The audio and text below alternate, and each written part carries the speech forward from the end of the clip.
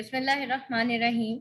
रब्बिश्रह ली सदरी व यस्सिर ली अमरी वहलुल उक़दतम मिन लिसानी यफ़क़हू क़ौली। A Clean, Well-Lighted Place by Ernest Hemingway.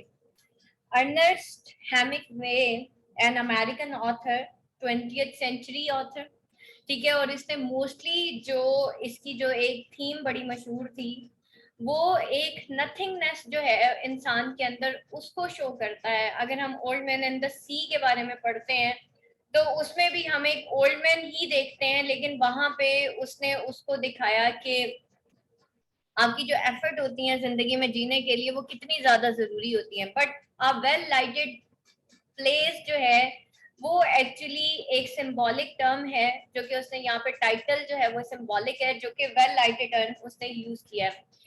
इस a clean well lighted place basically वो कौन सी है? वो एक्चुअली एक बूढ़ा शख्स है जिसको शराब पीने की आदत है, जो कि दिन से डरता है और रात में जो है वो उसको मतलब सॉरी वो जो है रात से एक्चुअली डरता है, अंधेरे से डरता है, और उस अंधेरे को वो भगाने के लिए या उस खौफ को भगाने के लिए वो एक जगह पे जाता है जो है a clean well lighted place. वो एक शराब खाना है जहाँ पे वो जाता है और जाके वहां पे वो सॉलेस हासिल करता है। तो दैट्स व्हाई इसका नाम है a clean well lighted place. ये जो आप लोगों की जो शॉर्ट स्टोरी है that is in the background of post war scenario. ठीक है, पोस्ट वॉर के बाद इंसान जो है वो एक नथिंगनेस की कैफियत में चला गया, एक डार्कनेस की, एक होलोनेस की। तो यहाँ पे एक्चुअली ये जो क्लीन वेल है actually that is an ironical title too. Ironical कैसे? यहाँ पे आ क्लीन यानी कि क्लीन तो इंसान को दुनिया के अंदर कुछ नजर नहीं आता, तो वो सोलेस कहाँ पे ढूंढने लग गया? भाई शराब खाने में और शराब में ढूंढने लग गया।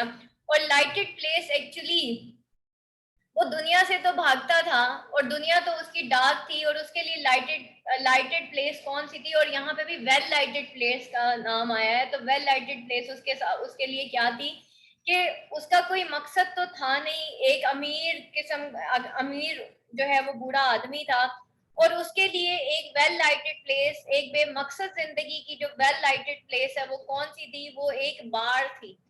ठीक है, एक शराब खाना था जहां पे जाके वो सोलेस हासिल करता है। Now let's talk about Ernest Hemingway in a short. Ernest Hemingway को अगर हम देखें तो lived most of his life in Paris and Spain. ठीक है, ज्यादातर इसने अपना वक्त जो है पेरिस और स्पेन में गुजारा। Was a WW1 war veteran. ठीक है, वो जो है world war one war veteran था, यानी कि उसने अपनी आंखों से वर्ल्ड वॉर वन देखा।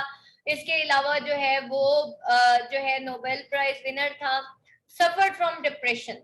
ठीक है, ये जो आप लोगों की शॉर्ट स्टोरी अमेरिकन लिटरेचर में भी जो आप लोगों का था ना, एक हेमिंगवे का एक बुक थी, उसके अंदर भी अगर आप देखें तो वो डैडा की बात करता है, नथिंगनेस की बात करता है, ठीक है, होलोनेस की बात करता है, और इसको भी एक अल्कोहल प्रॉब्लम था और इसने भी कमिट किया सुसाइड। और अगर हम ओल्ड मैन को देखें जो कि वेल लाइटेड अर्न में है, तो यहाँ पे क्लीन वेल लाइटेड प्लेस के अंदर है, तो यहाँ पे भी अगर हम देखें तो ओल्ड मैन ने भी कई दफा जो है वो सुसाइड कमिट करने की कोशिश की। इसने भी सुसाइड की थी और 1961 में जो है इसकी डेथ हो गई, ठीक है, ड्यू टू सुसाइड। प्लॉट देख लेते हैं, प्लॉट क्या है basically. Starts in the cafe. ठीक है, कहानी स्टार्ट कहाँ से होती है? कैफे में at night with two waiters discussing and old man sitting down. Young waiter is ready to leave and unsympathetically pushing the old man out. ठीक है, वो चाहता है कि ये जो है ना किसी तरह बाहर चला जाए, ठीक है, ताकि मेरी तो छुट्टी हो ना। Old waiter identifies himself with the old man and tries coaxing the younger waiter to leave him. ठीक है, अब ओल्ड वेटर जो है वो चाह रहा है कि भाई, क्योंकि वो उसको अंडरस्टैंड करता है बहुत अच्छे तरीके से, तो वो कोशिश करता है कि वो जो यंगर वेटर है वो उसको यहाँ पे रहने दे, यानी कि ओल्ड मैन को यहाँ पे। Old man leaves and old waiter leaves and goes to the bodega, ends up at home alone trying to associate. फिर फाइनली क्या होता है, ओल्ड मैन चला जाता है, उसके बाद ओल्ड वेटर भी चला जाता है और फिर वो and goes to God गया और वो God गया चले ends up at the home alone trying to associate his feeling of emptiness and और क्या होता है एंड अप क्या होता है इस कहानी का कि वो फिर अकेला घर में है अपने आप को कोशिश कर रहा है कि वो अपनी फीलिंग्स ऑफ एम्प्टीनेस को एज नॉर्म जो है वो आगे कंटिन्यू करे। अब थीम बेसिकली इस पूरे अगर हम इस स्टोरी के अंदर देखें तो वो बेसिकली है क्या, जैसे कल मैंने आपको बताया कि जितनी भी मॉडर्न पोइट्री या मॉडर्न शॉर्ट स्टोरीज होती हैं वो एक अनएंडेड पोजीशन पे आ जाती हैं, अनएंडेड एक जिसके अंदर रीडर का पॉइंट ऑफ व्यू पूछा जाता है। अगर देखा जाए तो सिंपल सी एक स्टोरी, एक ओल्ड मैन है उसने सुसाइड करने की कोशिश की, उसके साथ जो उसकी भतीजी रहती है उसने उसको सुसाइड से बचा लिया, अंधेरे से वो डरता है और फिर वो उस डर को कहाँ पे जाके किल करता है, एक बार में जाके किल करता है और रोज का उसका यही है और वहां पे जाके वो डैंडी पीता है और उसके बाद वो घर आ जाता है और that was his basic story. अब इसके अंदर अगर हम थीम्स को एक्सप्लोर करें तो मतलब बज़ाहिर तो इसके अंदर कोई आप लोगों को शायद स्टोरी नजर ना आए, but there are many many themes जो कि हम एक्सप्लोर करते हैं शॉर्ट स्टोरी के अंदर। सबसे पहले जो मेन थीम है that is the nothingness of life. जब एक इंसान जो है, because that is the post war scenario, तो जब भी कोई भी, चाहे वो वर्ल्ड वॉर 1 की बात हो या वर्ल्ड वॉर 2 जिसको हम WW1 या WW2 भी कहते हैं, तो वर्ल्ड वॉर 1 का पोस्ट वॉर कोई बुक हो या स्टोरी हो या वर्ल्ड वॉर 2 की, तो उसके अंदर हम देखते हैं कि इंसान के अंदर उस दौर के अंदर एक नथिंगनेस देखी गई।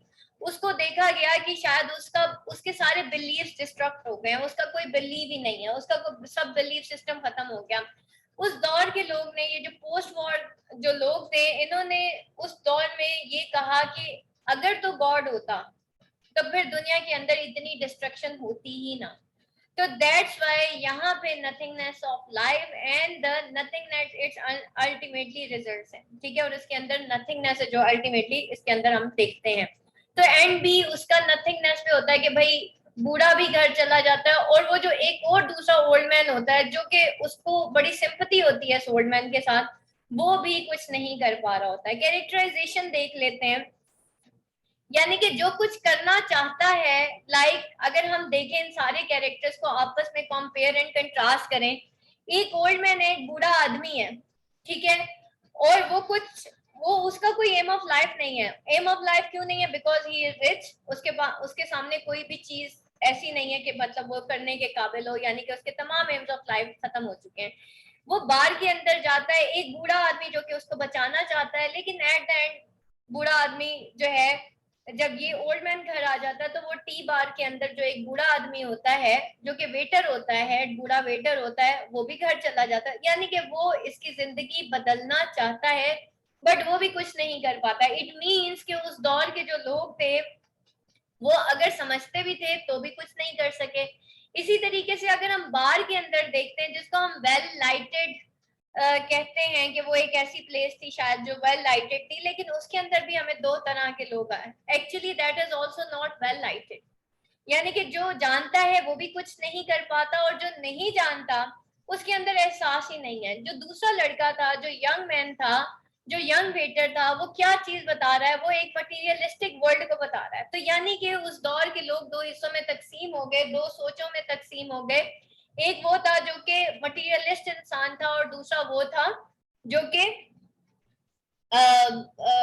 बिल्कुल ही लॉनलीनेस का शिकार था, या फिर वो अगर हमदर्दी करता था इंसानियत से लेकिन वो भी कुछ नहीं कर पाता था। तो ये वेल लाइटेड जो प्लेस है, a clean well lighted place, actually that is also not clean well lighted place। अच्छा जी, उसके बाद हम देखते हैं कैरेक्टराइजेशन में। कैरेक्टराइजेशन में हम क्या देखते हैं, जैसे कल मैंने आप लोगों को बताया कि ये जो कैरेक्टर्स हैं वो क्या सिंबलाइज करते हैं, इसके थ्रू हम क्या थीम्स जो हैं वो एक्सप्लोर करते हैं। एक होता है कैरेक्टर, एक होता है आर्ट ऑफ कैरेक्टराइजेशन। जैसे मैंने अभी आपको बताया कि वो जो ओल्ड वेटर और यंग वेटर था वो क्या सिंबलाइज कर रहा था। इसी तरीके से ओल्ड मैन क्या रिफ्लेक्ट करता है, उसकी जो नीड्स है वो क्या रिफ्लेक्ट करती है, तो हम ये इसको कहते हैं आर्ट ऑफ कैरेक्टराइजेशन। ठीक है, तो old man reflected the older waiter in that they both feel empty and have nothing.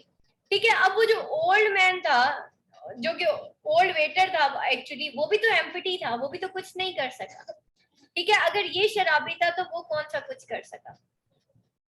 ठीक है, तो यहाँ पे फिर हम ये देखते हैं कि एक्चुअली उस दौर में कोई भी कुछ नहीं कर पाता।